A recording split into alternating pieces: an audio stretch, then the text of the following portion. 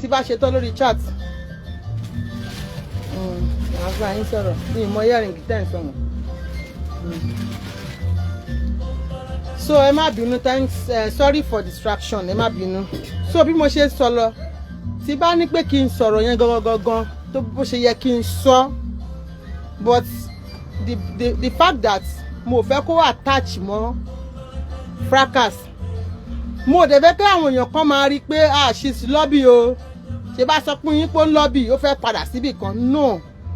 So that is the reason why ti máa lọ ní ọ̀nà ọ̀tọ̀, mi ò fi wá ní dárúkọ ìdí àti kò yẹ kó bóyá anybody said don't mention my name, nobody said that, but mo fẹ́ kó attach ẹ̀ papọ̀ mọ́ fracas kó a máa wò pé sister Lawal Ayọ̀bọ́lá Ekasama kó a máa wò pé ó ti ń lọ bí yìí ṣe bẹ́ẹ̀ gbọ́n tó ń wí, kò sí nǹkan tó jọ bẹ́ẹ̀.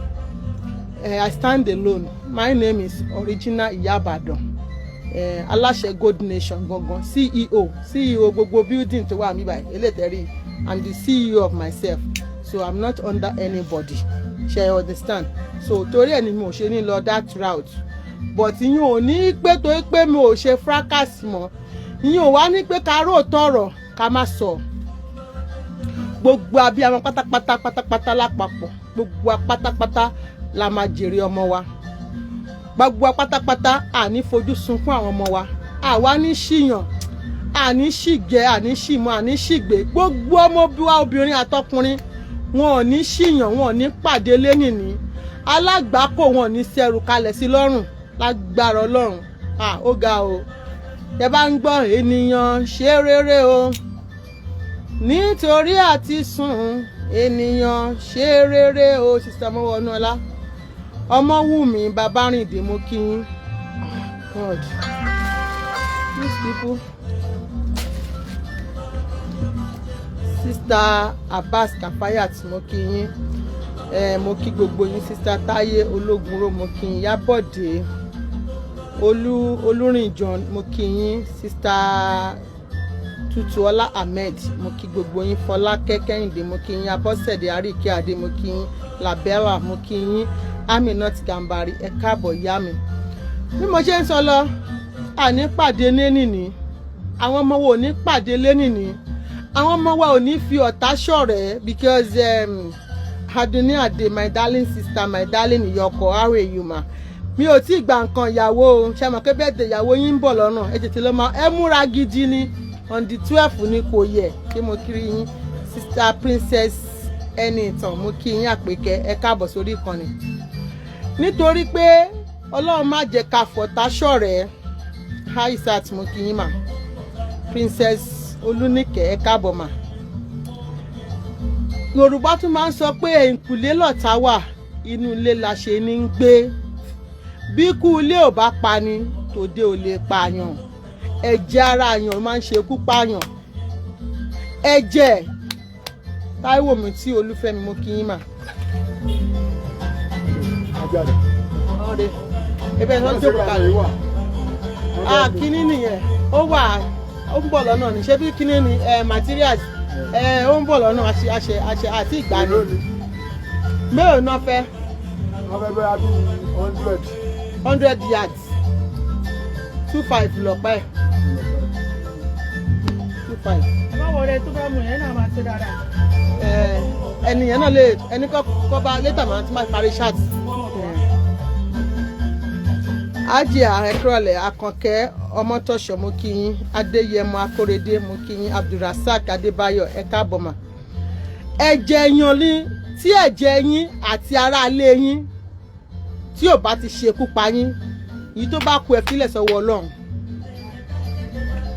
Ẹ̀jẹ̀ èèyàn, ọmọ ìyá ẹ ni, ọmọ bàbá ẹ ni, ẹ̀gbọ́n ẹ ni, àbúrò ẹ ni, ẹbí ẹ ni, cousin ni ẹ ni, ṣé nuclear family àbí extended family lẹ máa ń pè.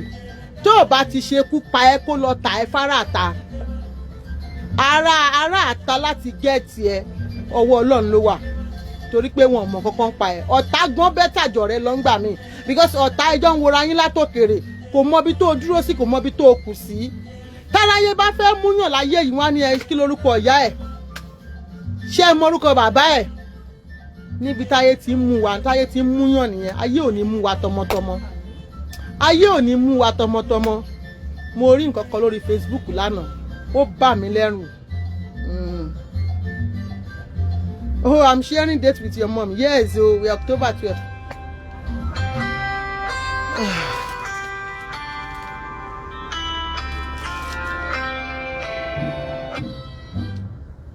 Hello, sister mi. Màá wò tí màá ṣe tán. Okay, ma'am, no problem. Màá bá yín wò. Ṣé bórí WhatsApp lè lẹ́sẹ̀ ń díẹ̀ sí? Jẹ́ kí sáré bá yín wò, màá kí sáré fún yín lésì bóyá yes or no. Yẹ kí n sáré bá yín wò bóyá ó wà bí kò sí. Yes, sister wọnú prayers. Ṣé nìyẹn wà? Ó wà mà 20,000. Ẹ má bínú. Ẹ jẹ́ kí n sáré dá sister mi inú.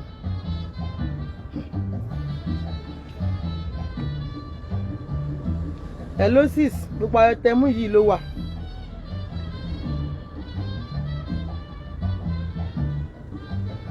Okay. Hello aunty, mo ti mọ chain ten sọ yẹn ó wà but mo ní silver but colored yìí màá bá yín wò tó ṣì wà but mo ní silver máa fi wọ̀nyí sìn. So bí mo ṣe ń sọ lọ ẹ̀rù bà mí àyà mi já. Yorùbá máa ń sọ pé ojú tó bá ti mọ ni rí kò lè sọ pé òun ò mọ ni mọ́. No matter what tó bá ṣẹlẹ̀ sí ẹ màmá yẹn I will still ìgbà mi mo lè máa wà láti bọ́ síta mo lè lọ ṣàwọn nǹkan kan ní corner. That doesn't mean pé I'm rubbish or something. Okay ma, no.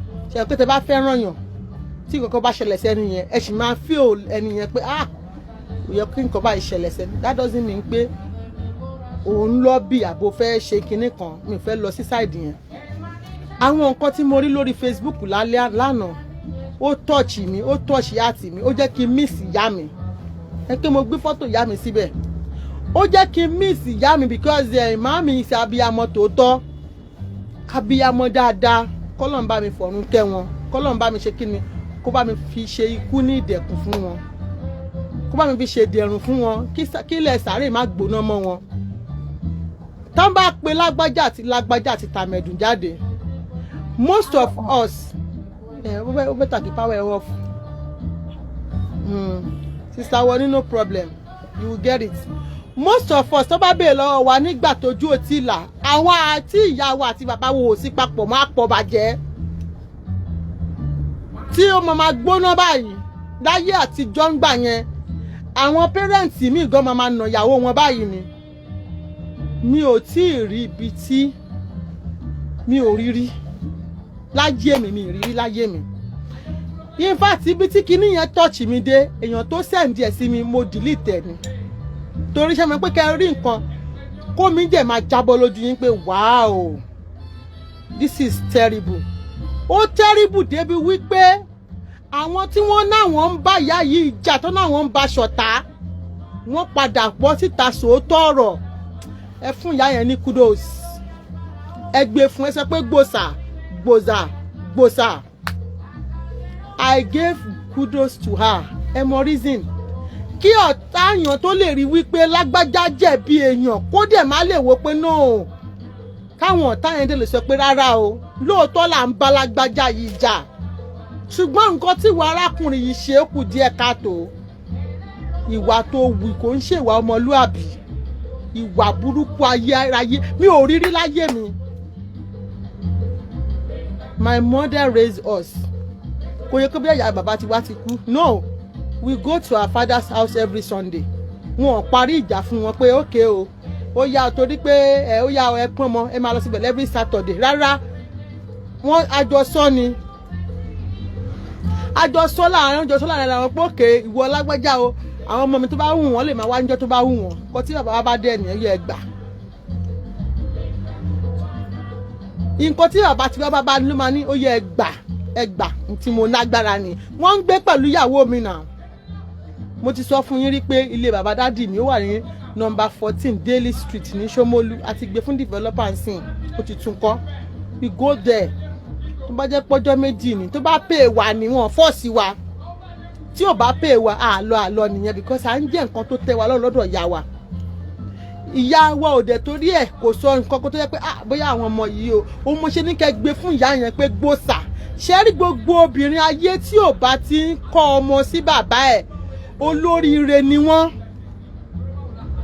irú àwọn bẹ́ẹ̀ máa ń padà jẹun ọmọ títí dọjọ́ alẹ́ wọn ni ó yàtọ̀ sí àwọn obìnrin tó máa ń kó búlọ́ọ̀kì sí àwọn ọmọ wọn lórí ó yá máa ṣe báyìí sí bàbá yín ó yàtọ̀ kíní yẹn dùn mí ó touch mi but you need the chain okay no problem the chain is still available it's 20,000 naira but mi lè fi ṣe àwọn pé tó bá pa yé àtijọ́ ṣe àwọn pé new era ni mo wà báyìí tó bá pa yé àtijọ́ ṣó yìí máa yàtọ̀ ó yẹ kẹ́yìn náà mọ̀ ó máa yàtọ̀ gédéǹgbé but ayé new era a gbọ́dọ̀ máa lo ọpọlọ bí tó bá yẹ kó bá ti bá wa a gbọ́dọ̀ dúró sí a gbọ́dọ̀ máa dúró sí pé bẹ́ẹ̀ ń pèsè pálàjà ni wọ́n ẹ wò wọ́n o rárá a gbọ́dọ̀ jáwọ́ kọ́ ṣe rere fáwọn tó ń bọ̀ lẹ́yìn wa ni ìdí nìyẹn tí mo fi ń ṣe ṣó ìbò ṣe ra lọ yìí mi ò rí bí tí I will show the complete set ẹ má wọrí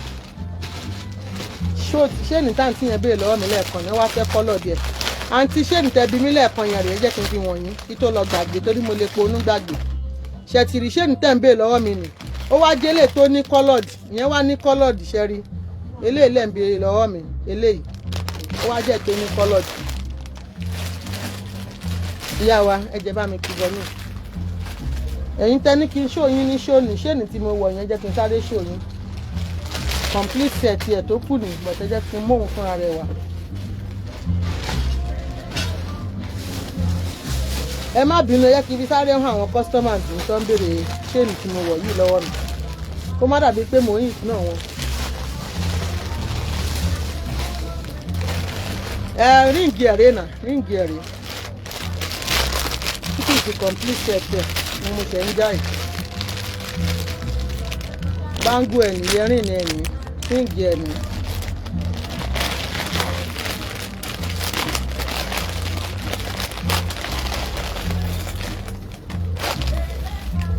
ṣàtìrì òǹlẹ̀lẹ̀ bangles ẹ̀mí ṣẹ́rí earrings ní ríǹgì rẹ̀ ṣàtìrì.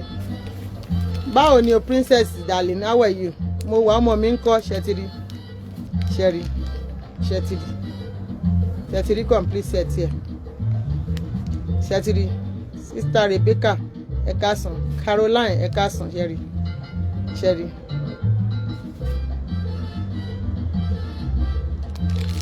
mo ní rose gold sister mi but ńlá ni o ẹ jẹ́ kí n fi sáré wọn ẹ má bínú o tá a bá ṣe ń sọ̀rọ̀ náà láàmú ọ̀tajà ẹ má bínú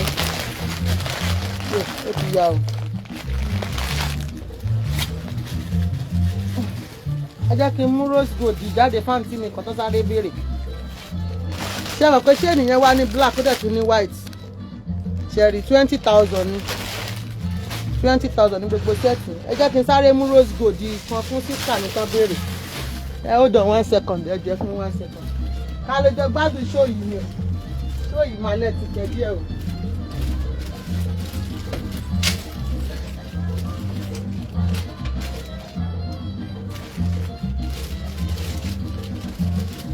eléyìí wọn o sísà mi tán béèrè rose gold this one is a little bit expensive ó ní eléyìí ni mo ní 60,000 eléyìí ṣẹ́tìrì complete ẹ̀ ni good afternoon sister Rekiat mo kí yín o ṣẹ́rí ó ní 60,000 eléyìí ṣẹ́tìrì mà rose gold so ká máa bá ma is the scarf you are wearing available yes scarf wà márùn 20,000 mẹ́fà 25 ìyá àbàdàn ṣẹ́ wa ẹ kú ọjọ́ mẹ́ta sister adéọlá balógun mo kí yín adéníran ayọ̀bá mi good afternoon my darling sister. bí mo ṣe ń sọ lọ níjọ́ tí wọ́n ti bí mi mo ti kéré gan lórí ilẹ̀ ọmọdún mélòó ni mi but ìwọ̀nba àgbà tí mo ti lò láyé yìí 50 something plus yìí mi ò tí ì rí ibi tí bàbá ti bọ́ síta wàhálẹ́kùn sàlám wàrà mọ́tìláì bàbá rakatu ẹ káàbọ̀ sí rédíò sisters àdìtì mo kí yín mi ò tí ì rí ibi tí bàbá kankan ti bọ́ síta you are here for sister princess adetoro ẹ káàbọ̀ ma I love you very much Sister Caroline, have you seen it? Do you love it? Sister Irabo, yeah, you can WhatsApp me. I like the lace at your back. Èwo nínú wọn mà. Mi ò tí rí ibi tí bàbá tó lé spam tó lé oko tó ti bọ́nú kíní ìyàwó ẹ̀ tó wá da àtọ̀. Darling, how are you, sister? Ìyá ọkọ mi ẹ mú owó ìyàwó lé wá. Sister Idayat ẹ mú owó wá. Ọlọ́run ẹ wò má tí aṣọ lọ lọ́jọ́ birthday mi ni. Wàláhì mama yájú lóyún lẹ́yọ kọ̀ọ̀kan. Ṣé ti yé yín? Sister Bukola Abiola ẹ káàbọ̀ jàre. My location number 26 Bode Thomas ní Surulere la wà. Number 26 Bode Thomas Surulere. Elizabeth Sheyi, good afternoon. Okay, you like it, you can WhatsApp me, I'll pack it for you. Bá mi pack rose gold yẹn, sister mi náà like it. Mo ti rí bí tó ti máa gbé ọmọ tó bí mi fẹ́ play ni o. Tó máa ti máa gbé ọmọ tó bí ṣẹ́ àwọn èpè. No matter what, nǹkan tí ẹ jẹ́ n sọ fún yín nígbà tí mo wà ní Ìkẹjà. Nílé bàbá wa kábíyèsí ọba Muhammadu Ìlọ tí mò ń gbé ńbẹ̀. Lọ́dọ̀ sister, lọ́dọ̀ auntie mi tí mò ń gbé ní Ìkẹjà yẹn. Àìmọye àwọn ìyàwó tó máa lọ tó máa kọ́ mọ́lẹ̀. Àìmọye tó máa kọ́ mọ́ sáré tó máa sọ pé wọ́n gbọ́dọ̀ rí kábíyèsí. Gbogbo wọn máa padà wá ni. Mi ò rí ibi tó ti ń gbé ọmọ ṣépè rí. Nígbà tó bá sọ pé àwọn ọmọ tó bí olórí burúkú ni wọ́n, definitely àtòrí burúkú ló wà ń di ọkùnrin náà nìyẹn. Tó bá sọ pé ọmọ rédèrèdè làwọn ọmọ tó bí, definitely àtọ̀ rédèrèdè ló wà lára ọkùnrin náà nìyẹn. Tó bá sọ pé àwọn ọmọ ọ̀tá àwọn ọmọ yẹn ò ní jèrè, definitely ìwọ gọ́gọ́ fúnra rẹ̀ ò lè jèrè. Nítorí kò sí anybody tó bẹ́ẹ̀ bí wọn. Kò sí àtọ̀ ẹlòmíì tó fọ́ọ̀mù àwọn ọmọ yẹn. And the thing is, sentiment pọ̀ láàrin àwa Yorùbá. Tá bá ti rí pé à ń bínú èèyàn ní pé inú ni bí ni ọ̀kan ta ìmọ̀ wá wù. Kò sí ẹni tí ò ní ṣùgbọ́n títí ẹ̀. Ibi tí mo kù sí mo mọ̀ pé bí mo ṣe wà mo wà temperamental bá lè ṣe máa ń pè. Mo ní hot temper. Téèyàn bá mo fẹ́ bú tèmi padà. Téèyàn bá sọ̀rọ̀ sí mi ní kálukú ló ní títí ẹ̀. Ẹ wá ní wò pé nìyẹn jẹ́ ká fi tẹ nìyẹn sílẹ̀. Ẹ jẹ́ ká sọ pé nǹkan tí lágbájá ń ṣe yóò dáa. Ìyá Mama Cassette, I love you, thank you. I heard your chat anyways. You came out to speak the truth. Òtítọ́ ló dá ká máa sọ. Àbí kò yé yín, mo rí àwọn ògbìmọ̀ tó sòótọ́ lọ mi fẹ́ dárúkọ gbogbo everybody. Ẹ má jẹ́ ká máa wò pé lágbájá yìí torí pé nǹkan tí lágbájá torí pé lágbájá yìí ti ṣẹ̀ mí. Ẹ ní lè sòótọ́. Ojú yín, the cream one. The cream one. Mo ń bọ̀. The cream. Ẹ máa wo ṣòkòtò tí mo wọ́n máa ti ń jábọ̀.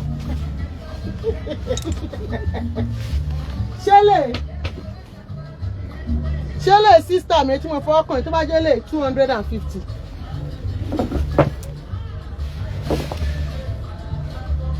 This ring 10,000 each.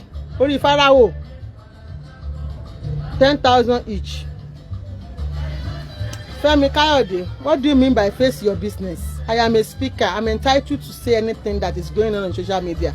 And you cannot tell me not to talk. Who are you to tell me face your business? Are you the one that patronized me? Let me talk. If it's my turn tomorrow, people will come out and say it. So what are you talking about? Yeah, ló bá yé Yorùbá jẹ́ ibi tẹ́ ẹ dé yìí.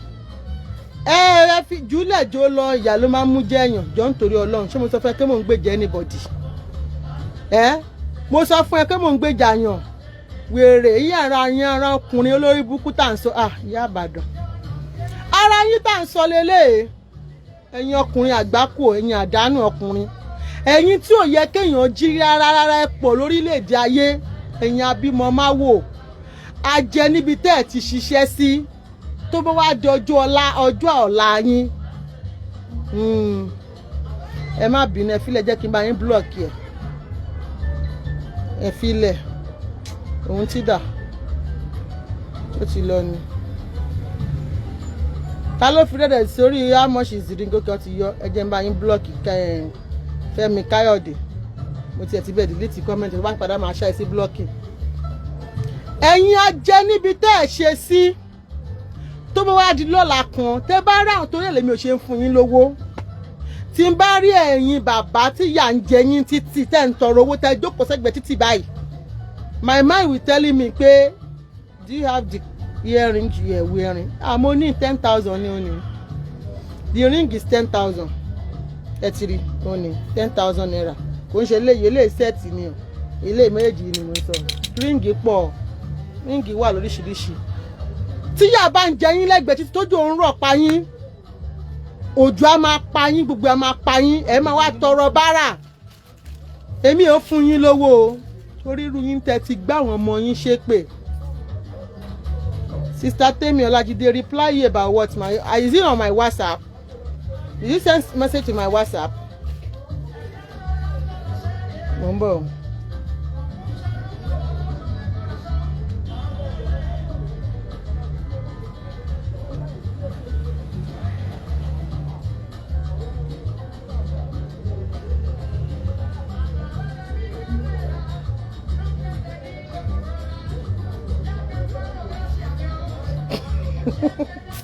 ọ̀rẹ́ mo rẹ́ nìyẹn mi ò fẹ́ dá lóhùn ní má dá ló máa wò ó tiẹ̀. ẹ ní mọ̀ pé ẹkún ọ̀la àwọn ọmọ tẹ́ ti gbé ṣépè nítorí pé ọlọ́run ẹ̀san ni ọlọ́run owú dẹ̀ ni ó ní gbogbo nǹkan tóun dá dáradára ni ó wá bọ́ta oníṣẹ́ ọlọ́run ò dá oníbọ́lọ́run ṣe ṣiṣẹ́ oní àwọn ọ̀ṣẹ̀dá tọ́lọ́run fa yé ara ẹ̀ dá.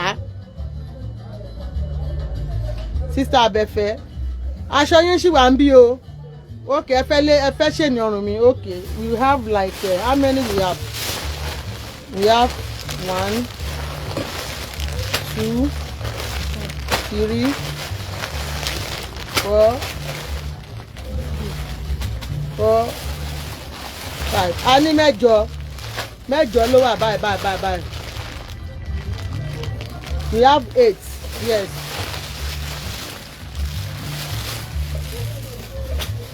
Sister Unbottled Arike Ade, okay, you can do that for you only for you alone. WhatsApp me, you can do the 2 for 15,000.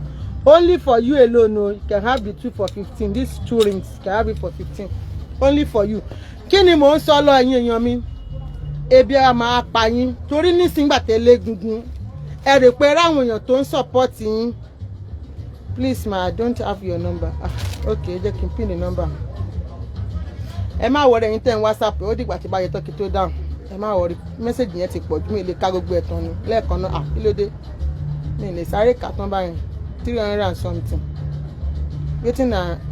wetin I put for ground.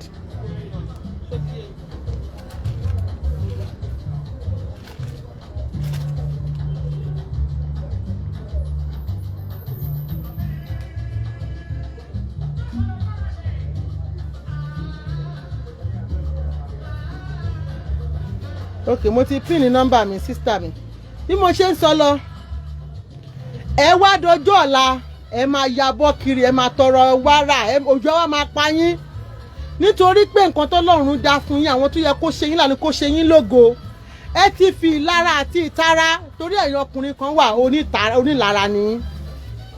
onílara ni jẹ́lọ́sì máa ń ba ayé yín jẹ́ ìyàwó yín ò gbọ́dọ̀ lówó lọ́wọ́ jù yín lọ ìyàwó yín ò gbọ́dọ̀ ṣe eré níbi tẹ́ ẹ bá wà bí kẹ́ ẹ palẹ̀ wọn máa ṣe yín tẹ́ ẹ bá rí ipa ẹ fẹ́ bà yí àwọn ọmọ tó bí jẹ́ fún yín ẹ fẹ́ bà yé wọn jẹ́ that is exactly what you are doing that baba mi ò dárúkọ yẹn o that baba that exactly what is going on in his brain ó ti kọ́kọ́ rò ká ní pé ìyá tó tó àwọn ọmọ yẹn ká ní pé ọ̀tá àyá yẹn sì wà níbi tí ò tí ì rí jẹ tí ò tí ì rí mu tọ́ta rẹ̀ ń tọrọ tó ń yá tọrọ aṣọ wọ̀ bíi tìgbà kan bíi tàtijọ́ ẹ rí wípé bàbá tá à ń sọ̀rọ̀ ẹ̀ yìí kò ní bọ́ síta pé òun kọ àwọn ọmọ inú ó máa dùn Ọlápọ̀ ti rí pé ìyá tá à ń sọ̀rọ̀ ẹ̀ yìí wípé ńgbà tọ́lọ́run dá ìkó lọ sí òní ẹ̀ padà ayé bẹ̀rẹ̀ sí ní fẹ́ tiẹ̀ àwọn tó ti jẹ lọ́ndẹ̀ ẹ̀rí gan bẹ̀rẹ̀ sí ní gòkè òun gan wá ń lọ síwájú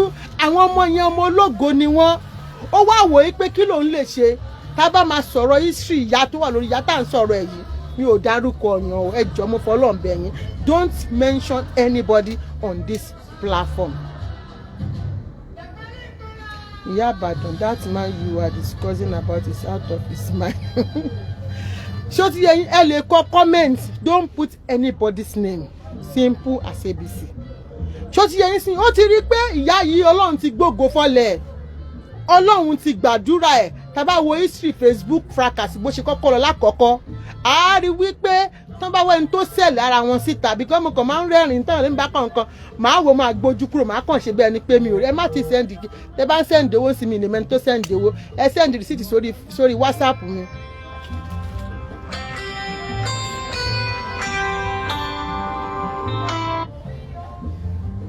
Hello ma, yes ma, era ma, yes mo lọ́n ṣe ma, yes ma. Mo wà lórí live chat mi ṣe fẹ́ dárúkọ yín, mo wà lórí live chat. Yes ma.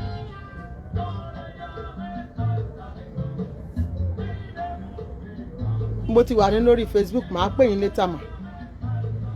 Ṣé gbọ́ ma, ẹ ṣé ma. So bí mo ṣe ń sọ lọ, ẹ rí wípé ìyẹn àwa àrò lọ́kàn pé ó yẹ kóbìnrin yìí kú ni tí wọ́n bá róbìnrin yẹn pa. Àwọn ọkùnrin bá máa lépa, ẹ tí rí ọkùnrin tó máa pàyàwó ẹ̀ dànù torí owó, tó máa pa wọn mọ́ nínú ìlú òyìnbó tá wà yẹn. Ẹ máa rí pé máa ní pé ìgbà náà máa ní pé àwọn ní mental problem. It's not mental problem, it's called jealousy. Wọ́n máa pàyàwó wọn, wọ́n á pọ̀ ọmọ tó bí fún ọmọ mẹ́ta, wọ́n á padànù nítorí pé inú ń bí wọn. Tí ò bá ṣe bẹ́ẹ̀ ni, you know what, I am not let me put it this way, I respect people a lot, but please don't come here and tell me what to do. I did not mention anybody. I'm not into fracas. I'm just saying what is going on social media. Please don't attach anything to it. It is not even for it. This is what they call ìdánilẹ́kọ̀ọ́. Bí àwọn ọkùnrin wa ṣe ń ṣe, bí àwọn obìnrin wa ṣe ń ṣe. Ṣó ti yé yín? So kò mí ní pé mo ń sọ̀rọ̀ sí pé they were going to drag me into fracas. Mi ò ń ṣe bèbí náà. Béèyàn bá bú mi lọ́la mi ní dáhùn. Béèyàn sọ̀rọ̀ mi ní dẹ́nitọ̀n lóhùn. Béèyàn parọ́ mi gan mi ní debunk ẹ̀yẹn ń kọ́. So mi ò ń ṣe baby. I am 52 years old. I'm old enough to know what to say or to talk or to do with my life. Ẹ jọ̀ọ́ nítorí Ọlọ́run. Mi ò sí nínú fracas. Mi dẹ̀ lè ṣe kí n má sọ̀rọ̀. Kò sí nǹkan tó lọ lórí social media tí n bá fẹ́ sọ̀rọ̀ mi fẹ́ sọ̀rọ̀ ni. I see everything. Ṣé understand? I don't watch live show. But mo ń wo àwọn kọ́tíkọ́tí tó máa ń jù sí mi kọ́tíkọ́tí. Wọ́n máa jù káàkiri pé kọ́tíkọ́tí yẹn ni máa ń gbọ́ mi ń wo live show kankan. In tí mò ń sọ in tó máa kọ́ gbogbo alẹ́ kan ni. In tó ń ṣẹlẹ̀ káàkiri gbogbo àgbáyé ni. Bí àwọn ọkùnrin ṣe ń pàyàwó wọn dànù. Tó ń pa ọmọ tán bí ẹni tá à ń sọ̀rọ̀ ẹ̀ yìí. Tó bá ní àǹfààní láti pa ọ̀tá àwọn ọmọ yẹn, á pa wọ́n dànù. For him to say òun ìṣọmọ òun kọ́ máa jorúkọ òun mọ́. Àwọn ọmọ alálùbáríkà tí ìyá wọn fún wọn lẹ́kọ̀ọ́, and when this woman is saying àwọn ọmọ òun kọ́ wọn dáadáa, wọ́n lẹ́kọ̀ọ́, gbogbo yẹn máa ní irọ́ ló ń pa o.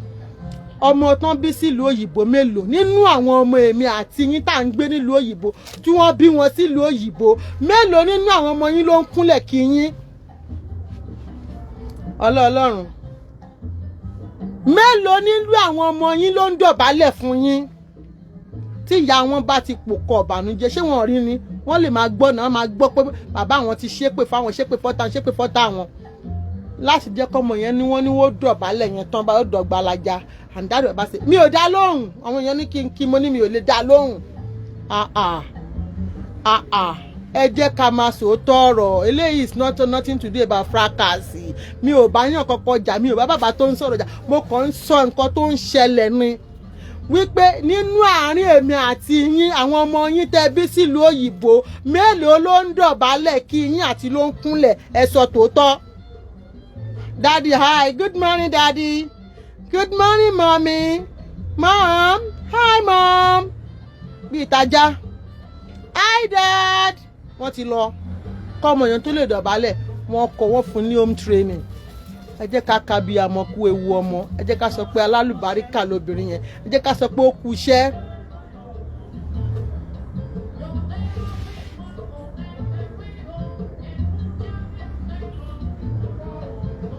Thank you, Sister Blenda James. Don't mind people, jàre alábòsí ni wọ́n.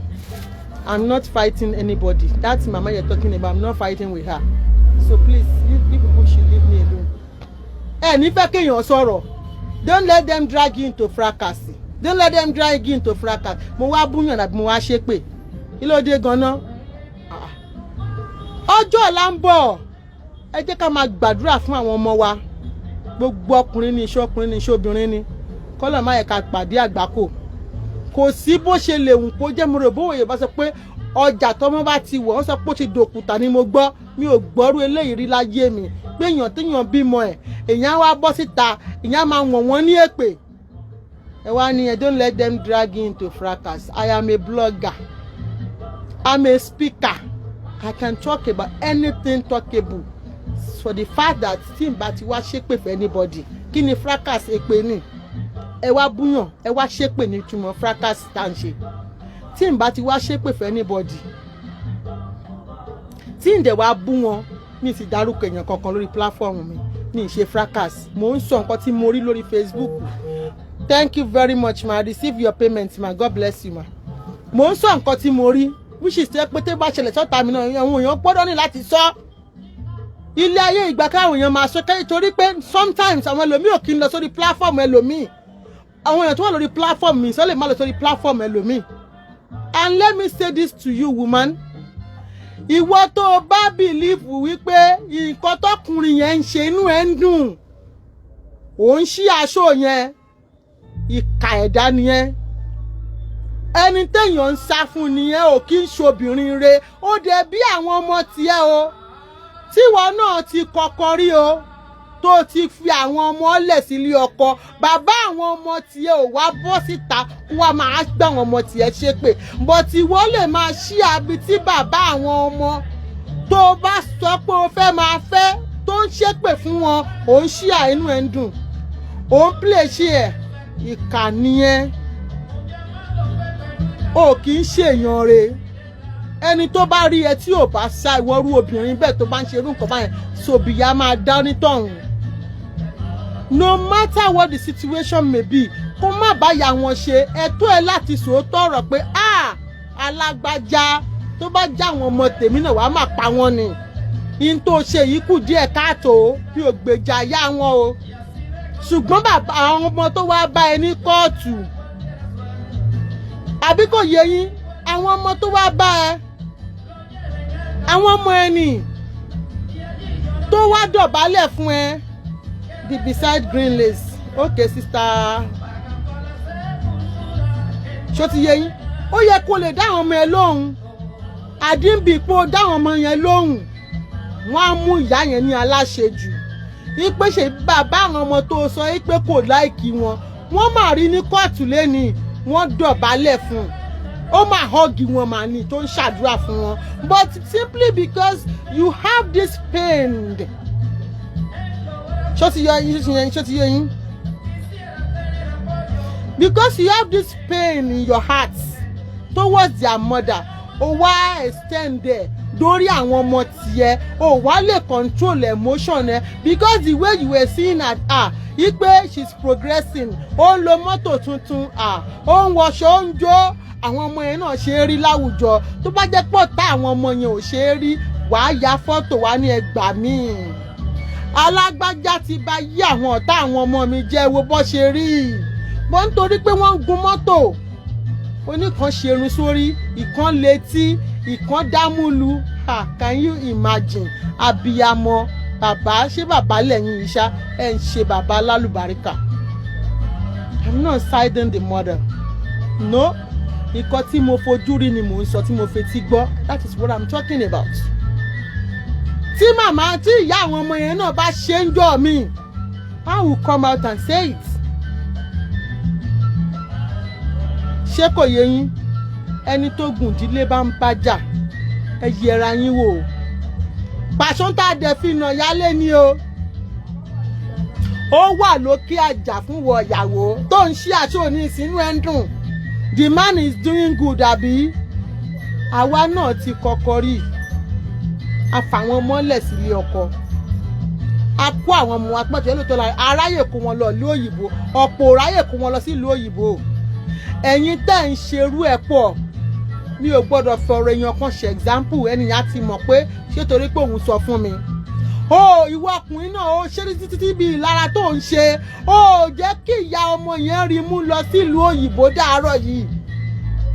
Mo mọ nǹkan tí mò ń sọ ẹ̀yin tẹ̀ sẹ́kẹ́ then let them drag it to fracas. Ṣé mo sọ fún yín pé mò ń ṣe fracas? Mo ti move above fracas. I'm going places. Kí ló ń pè ní fracas? Rádaràdá ló wà ń bẹ̀.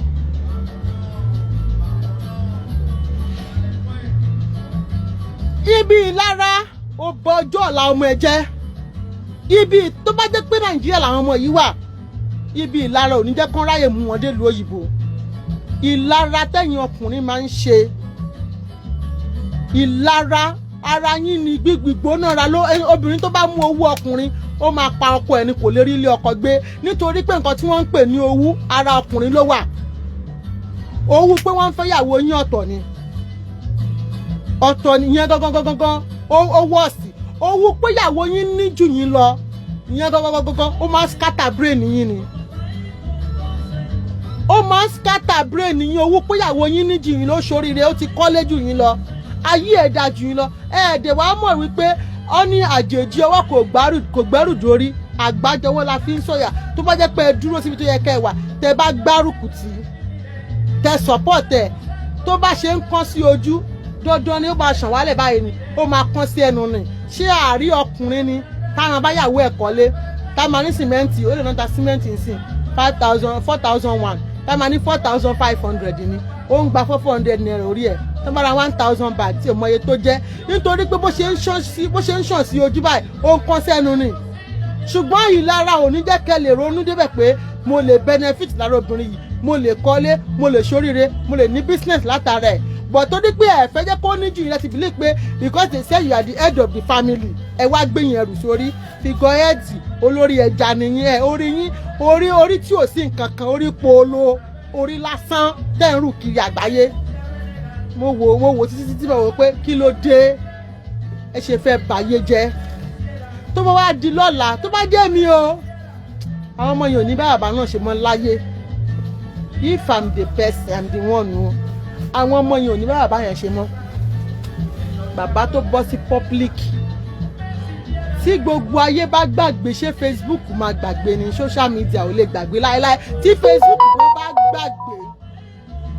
Some people were there tó ti gé àwọn tó ń gé iṣẹ́ ti gé pamọ́ tó ti gé pamọ́ tí Facebook bá gbàgbé ṣé you understand wọ́n á lọ bá yín gbé sórí TikTok wọ́n á gbé lọ ìmí lè ti jáde lẹ́yìn TikTok gbà yẹn wọ́n máa gbé káàkiri ni ìwà àpàdé tó ní kálukú wa ti wù lórí Facebook rẹ̀ ó wà lórí YouTube now àbí what are we talking about gbogbo àwọn ọ̀wà ìdátà àti ìwù lórí Facebook yìí fracasi ó wà lórí tó bá lọ tẹ̀yà àbàdàn sórí YouTube báyìí wàá rí ń bẹ̀ tí wọ́n gan máa wọ pé ṣé mi ni mo sọ̀rọ̀ báyìí Ọlọ́run dáríjì mi o Ọlọ́run dáríjì kò ṣe parẹ́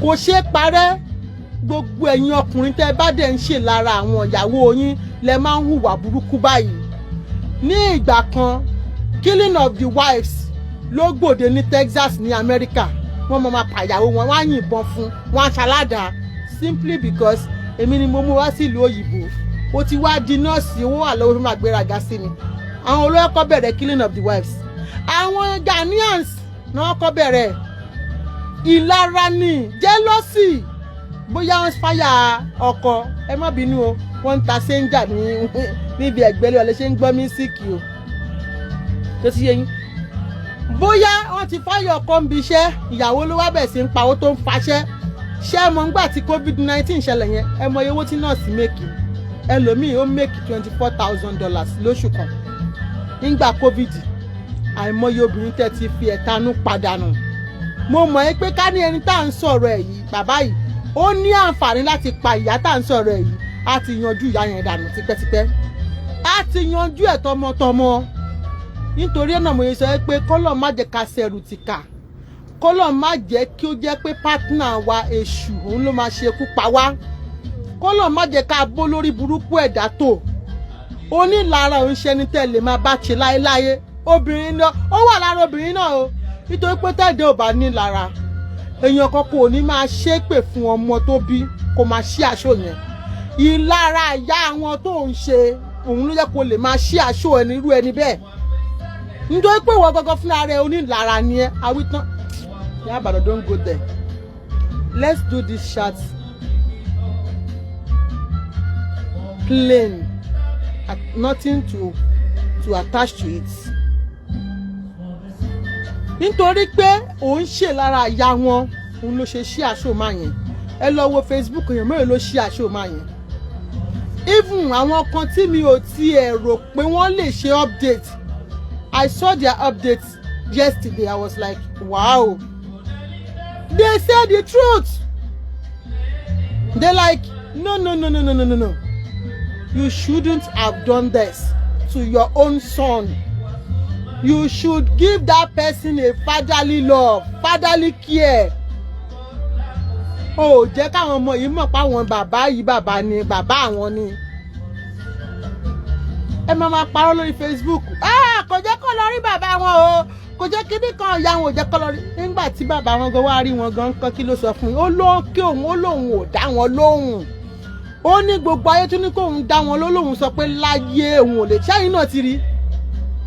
Ẹ ti fojú ara ẹ̀gbọ́n ní ojú yín lẹ̀ ó fi rí etí yín lẹ̀ ó fi gbọ́ òkè àgbà tájọ kẹ́ẹ̀tì gùn ìtàkùn tó ní kèrì máa gòkè olórin afẹ́rí ẹ̀rọ́gò ṣẹ́yìn náà ti fetí yín gbọ́ ẹ ti fojú yín rí ẹ jẹ́ ẹgbọ́n pàtó òun àwọn kí mi àní ìdáhùn lómi láwọn ọmọ òfurá ẹ̀rọ àdá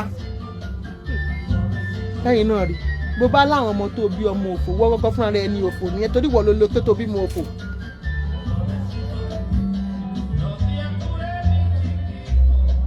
Èmi ò lè má sọ tòótọ́ no matter what no matter nǹkan tó lè ṣẹlẹ̀ I will say my own.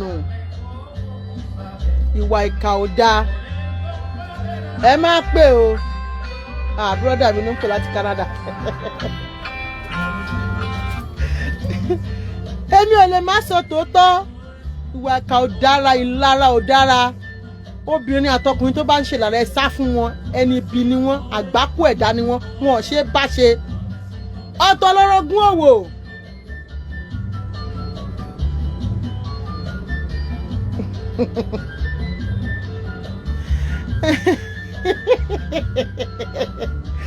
Fọwọ́fọlúwa stop it.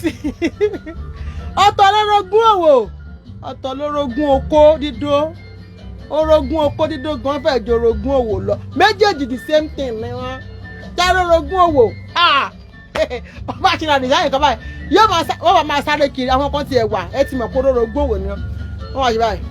Ìyá Ìbàdàn ẹ jẹ́ ṣàánú mi mo kàn máa ń rẹ́rìn ní Ìyá Ìbàdàn ẹ jẹ́ ṣàánú mi ẹ jọ̀ọ́ ẹ mú mi débi tẹ́ tí ń rajà yìí ẹ mú mi débi tẹ́ tí ń ra àwọn jewelry sẹ́kọ̀ọ́ máa kó design ẹ bá mú wọn débẹ̀ wọn ò ní rà o wọn ò ní rà bẹ́ẹ̀ bá mú wọn débi tí ẹ tán ti ń rà wọ́n wà ní ìjọba ẹ̀ Ìyá Ìbàdàn lè sọ pé iye kan lẹ̀ ń tà mí ò sọ price fún wọn rí o mo kàn fún wọn ní nọ́mbà bí tó ti máa rà á ni o wọ́n á tún lọ máa sọ fẹ́ nìyẹn pé mi sọ fáwọn pé iye báyìí náà ń tà àwọn òbí wọn máa ní ibi tí Ìyá Ìbàdàn ti ń kọyìn àwọn ọmọ bó ṣe báwọn ṣe lè get lùkú máa wò yín ràn àwọn tó ti gbàgbé pé àwọn tẹ́ fẹ́ lọ báyìí àwọn tó fẹ́ lọ báyìí èmi ni mò ń supply wọn wọ́n fún máa gba nọ́mbà lẹ́yìn má kàn máa rẹ́rìn ni àwọn èèyàn máa ní àwọn ará yín ti dé o wọ́n ti ní kọ́ connect àwọn máa ní ẹ connect wọn. Ṣé mo pé orogún òwò nìyẹn tó bá ti rí aṣọ tuntun nínú gbàyàn bẹ́ẹ̀ jáde wọ́n máa sáré kiri ṣe wá orogún oko ayé mi o wọ́n á mú orúkọ ẹ̀ lọ́lé babaláwo wọ́n á mú lọ́lé oníṣègùn tó bá wá rí pé kò ṣiṣẹ́ wá rí wọ́n máa ṣe ṣáàtì ń ṣẹ́jú wọ́n máa mí lókè báyìí lókè báyìí a máa ṣe kinní báyìí wọn ò dẹ̀ ní mọ̀ wípé ìgbà ló nígbà ń lò.